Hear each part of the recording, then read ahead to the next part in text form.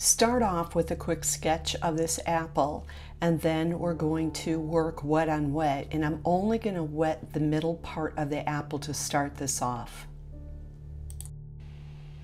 I'm starting off with a little bit of Gamboge yellow to add in for the background behind the color of the red with the apple. It creates a glow, it makes it look more natural, and it lets the apple kind of develop a nice shine as I move through.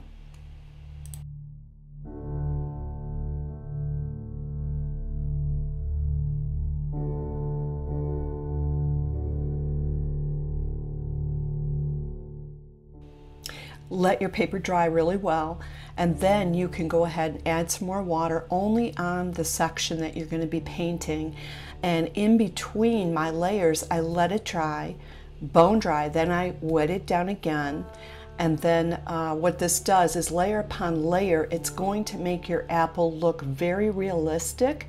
And the red colors are going to pop, the yellow colors that are inside of the skin of that apple are really going to shine and pop through. And I love colors, but in order to make them really stand out, I have to use this layering technique that allows me to build it. And let me tell you right there, that red was dry on wet on dry, and then I took my brush and I smoothed it out. I'm doing it right there too. I don't mind putting a little bit of dry paint on there, but then I smooth it out with a tiny bit of water. And then you're going to see me take paper towel and I'm dabbing that bright spot in the apple and I'm protecting it. I want that to glow, and it's where the sun shines on it. So you can use paper towel as a neat little trick to help dab up some of that paper or some of the paint that's gone onto that little shiny spot. After a few layers, I'm moving into the detail of the apple, and I'm using a smaller paintbrush. This is a Golden Natural. I picked this up by the brush guys online when I ordered these particular brushes. I don't think I can find them on Amazon, but I'll try. So I'm going to go ahead and add a little bit more of the shading and a little bit more of the detail of the apple, continue to work that and develop it layer upon layers, color upon color.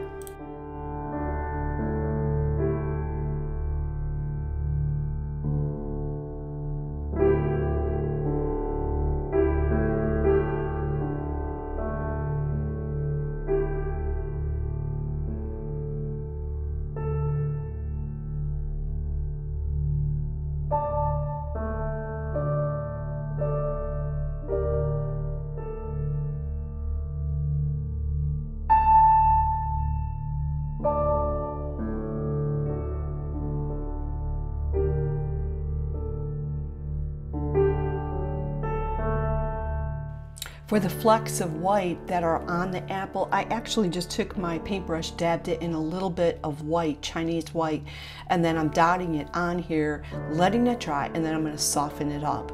The other thing that I did to finish this off was after I put the white on, I went behind it and used a little bit more red just to create more depth around the streaks of the red in the apple, and it came out really nice. I really was having a lot of fun working on this picture, and you got to show me yours. I'm on Instagram, Facebook. You can look up Cindy Williams More Artist, and you'll find me on Pinterest, Instagram, Facebook, Twitter. I love to see your work, and I would love to highlight it and show other people what you have done. So let me know if I can do that.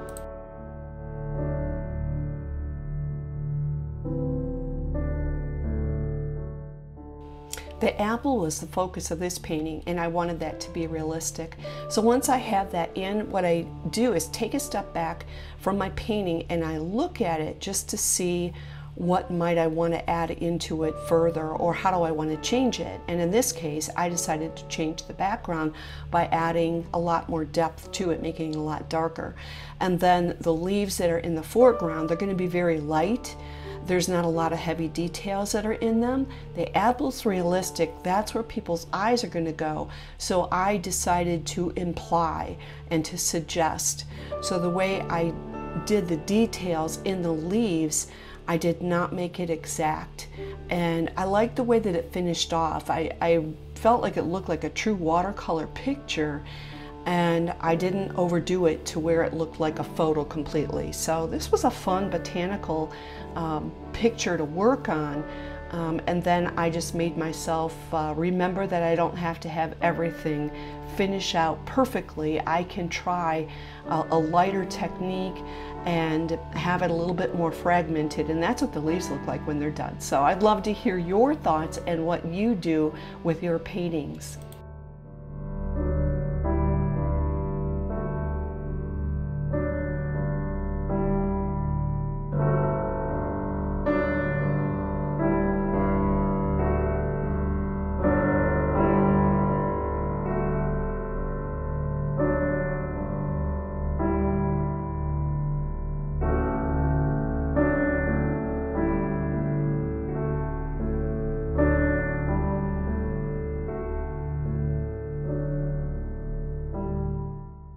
Guys, I want to thank you for joining with me today. There's like another minute left on this, but I wanted to encourage you, if you have not subscribed, join me on YouTube. Press that subscribe button. I would love to see you the next time. And most importantly, I would love to hear how you're doing on your watercolor adventure. And I have got links below that give you the products that I use for this video and what colors I used. Feel free to ask me any questions you want in the community page. I would love to hear thoughts from you. What are you painting for Christmas? I'm going to make some Christmas cards coming up too, so we can all try that out. But here's my final work, and I'm so thankful for the time that I got to spend with you today. I do hope I get to see you again. I'd love to see your work online as well. Show me on Instagram and Patreon and Pinterest and Facebook. All right, until next time, guys.